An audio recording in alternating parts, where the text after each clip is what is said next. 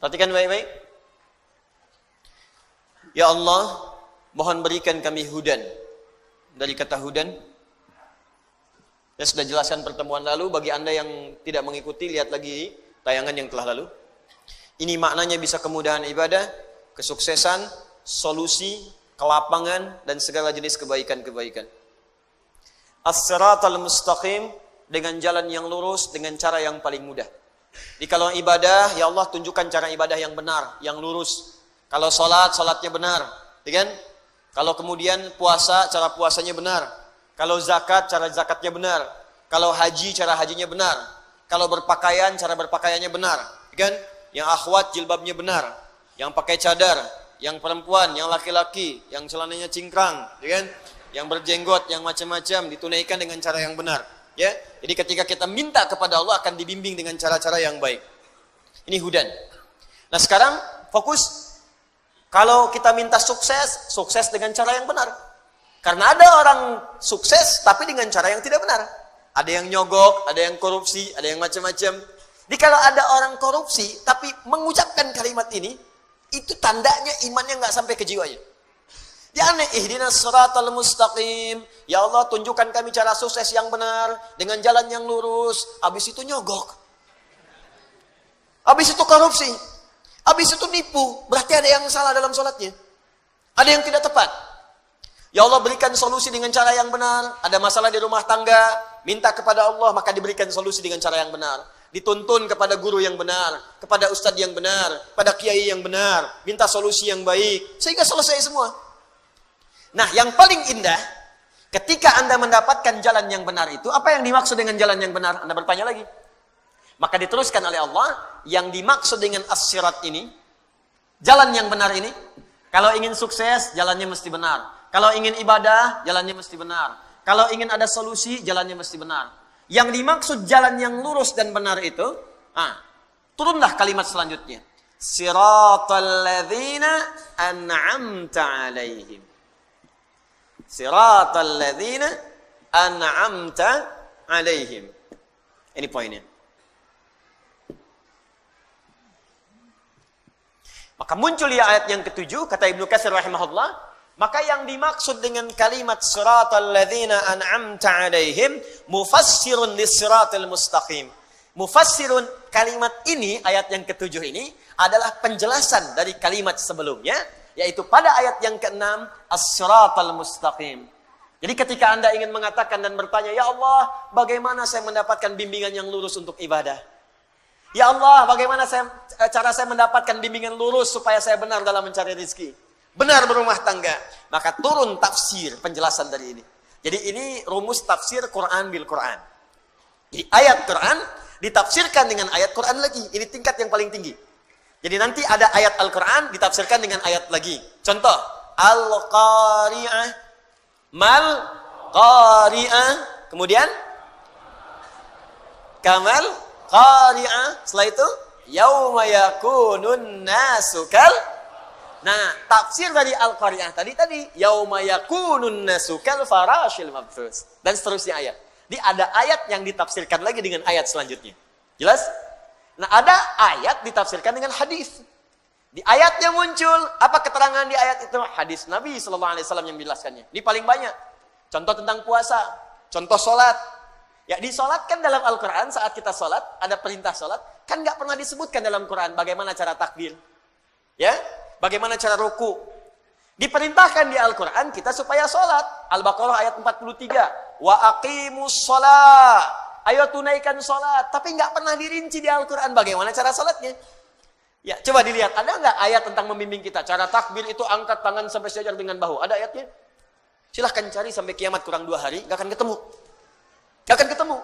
Karena memang tafsirnya dijelaskan nanti oleh Nabi. Peran Nabi untuk menjelaskan itu semua lewat hadis Nabi SAW. Karena itu ada hadis tentang fikih sholat. Cara bertakbir, cara niat sebelumnya, cara menghadap kiblat, bahkan cara wudhu sampai dengan kita sholat dengan sempurna. Itu Al-Quran ditafsirkan dengan hadis. Kenapa Ustadz? Kok nggak lengkap aja di Quran supaya lebih mudah? Joni, kalau itu saja dilakukan, kapan kita hafal Qurannya? Ya. Maka kalau banyak itu seberat apa mushafnya? Setebal apa Qurannya? Ya, dan apa peran Nabi diutus untuk kita? Bagaimana kemudian kita bisa melakukannya? Kalau dijelaskan di Quran nggak ada contohnya, nirunya bagaimana? Nirunya bagaimana? Kadang-kadang satu kalimat saja salah paham. Ya, Anda bayangkan dijelaskan tapi nggak ada contohnya. Bagaimana mengikutinya? Paham sampai sini? Baik, itu Al-Quran dengan hadis. Ya. Nah, sekarang ini Al-Quran dijelaskan lagi dengan Al-Quran. Suratal mustaqim ditafsirkan suratal ladzina an'amta alaihim. Nanti sebentar saya teruskan dulu baca kitabnya baru kemudian kita jelaskan maknanya. Wa huwa badalun minhu 'inda an-nuhah wa yajuzu an yakuna atfa bayanin wallahu a'lam. Jadi ini dalam ilmu nahwu di kaidah bahasa Arab ini bisa disebut badal atau atfu bayan. Saya jelaskan kaidah dulu bahasa Arabnya, ini bisa disebut badal atau atfu bayan. Badal artinya keterangan yang menggantikan, menjelaskan secara menyeluruh. Itu badal. Ya, misal yang dimaksud as-sirat ini keterangan menyeluruhnya adalah ini maksudnya. Jelas? Atau atfu bayan, diikutkan pada ataf itu mengikutkan pada kalimat sebelumnya. Jadi hukum menafsirkan ayat ini ikutkan pada kalimat sebelumnya, jangan tafsirkan sendiri. Jadi kalau Anda ingin menafsirkan ayat yang ini, ya kata Ibnu Katsir rahimahullah, maka menafsirkan ayat ini atfun ikutkan pada kalimat sebelumnya. Lihat dulu. Karena itu di ilmu tafsir ada rumus namanya 2L 1S. Ya, 2L 1S, ya. Ini ada L, ada S, ada S. L-nya disebut dengan 2L, maaf, L, L, S. Double L, S. L yang pertama disebut dengan lihaq. Sudah? Maaf, 1L, 2S. Siyak dan sibak. Lihaq. Kedua siyak. Ketiga sibak. Saya ulang. L, S, S. 1L, 2S. L-nya lihaq. Lihaq itu yang di depannya, yang setelahnya. Misal, Anda ingin menafsirkan ihdinas siratal mustaqim. Apa yang dimaksud ihdinas siratal mustaqim? Maka lihat ayat setelahnya. Jelas? Baik. Sibak. Sibak itu ayat yang sebelumnya. Saya ingin tafsirkan suratal ladzina an'amta alaihim, maka lihat ayat sebelumnya. Siyak, siyak itu ayat yang sedang kita bahas. Misal, ihdinas siratal mustaqim. Ketika kita ingin menggali makna ayat ini ayat yang sedang kita bahas namanya siyak. Kaitan dengan ayat sebelumnya disebut sibak. Kaitan dengan ayat setelahnya disebut dengan lihaq. Secara singkat, kalau ingin menafsirkan Al-Quran, jangan sembarangan baca satu ayat, langsung Anda pahami maknanya. Tidak. Anda harus memahami dulu kaitan dengan ayat sebelumnya. Al-Baqarah ayat 7. Ingin Anda pahami maknanya. Lihat kaitannya dengan ayat ke-6, ke-5, ke-4, ke-3, ke-2, ke-1 sampai Al-Fatihah. Lihat kaitan dengan setelahnya. Ayat 8, 9 sampai dengan An-Nas. Itu baru kita akan menemukan penafsiran yang sempurna. Paham? Baik. Jadi ketika Anda ingin menafsirkan yang ini, atfun. Ini diikutkan kepada kalimat sebelumnya, bayanun, statusnya menjelaskan kalimat yang ini. Di secara singkat, paling gampang, ini ayat menjelaskan ayat sebelumnya. Itu maksudnya. Kalau panjang-panjang kemana, itu maksudnya. Ya. Saya kenapa bahas ilmu nahu dulu, kaidahnya, supaya kita nanti kalau menemukan yang seperti ini, bisa memahaminya dengan baik. Ya, belajar 25 tahun kalau nggak dibahas kan sayang gitu. Baik. Sekarang kita tafsirkan per kalimatnya. Walladzina an'ama Allahu 'alaihim wal madhkuruna fi suratin nisa haitsu qala ta'ala wa may yuti'illaha wa rasulahu fa ulaika ma'al ladzina an'ama Allahu 'alaihim minan nabiyyin was-siddiqin wasyuhada'i was-salihin wa hasuna ulaika rafiqa. Sekarang fokus baik-baik. Lihat sini. Saya akan mulai jelaskan tafsirnya dan di sini kita akan mulai serius memahami maknanya.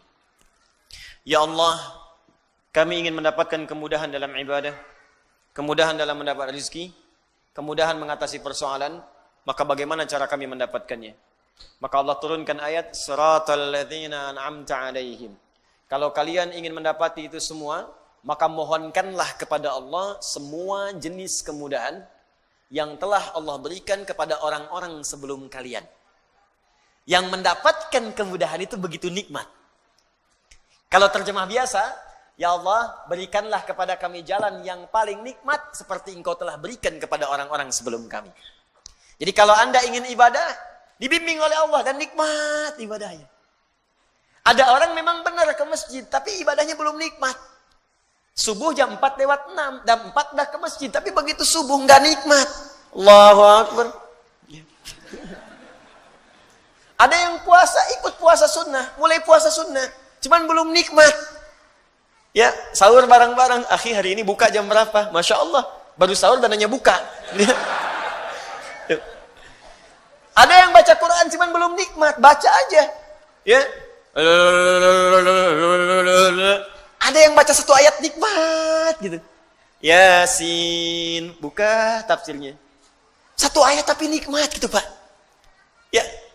Ada kan Yasin wal Qur'anil hakim innaka laminal mursalin. Memang lancar, khatam, tapi kenikmatannya enggak kerasa. Ada yang Al-Kahfi, alhamdulillahilladzi anzala, baca satu ayat nikmat. Ada yang 10 menit dah selesai Al-Kahfi. 110 ayat, ya. Tapi kenikmatannya enggak ada. Ada yang cuma satu ayat tuh nikmat banget. Nun, nikmat. Ya, tafsirnya. Masya Allah. Satu ayat. Jadi ada orang-orang yang mendapatkan itu begitu nikmat. Ya, ada orang-orang yang mendapatkan itu begitu nikmat. Ibadah itu nikmat sekali. Di Allah tawarkan, kamu saya beri solusi, tapi nikmat. Kan ada orang yang dapat solusi, tapi caranya kan nggak enak. Anda mau ke Alexan ke sini, Anda cari jalan. Ya, saya mau tanya pada Anda, pilih mana? Jalan yang berliku atau jalan yang lurus sampai ke tujuan? Lurus. Pilih mana? Lurus tapi macet, berliku tapi lancar. Hah?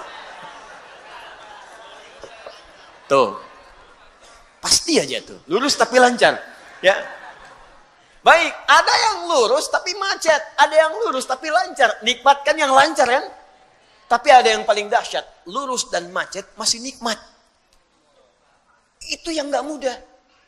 Alhamdulillah macet. Allahu Akbar. Bisa murajaah Quran. Lihat tuh. Jadi yang dia pikirkan tuh niatnya aja yang lurus.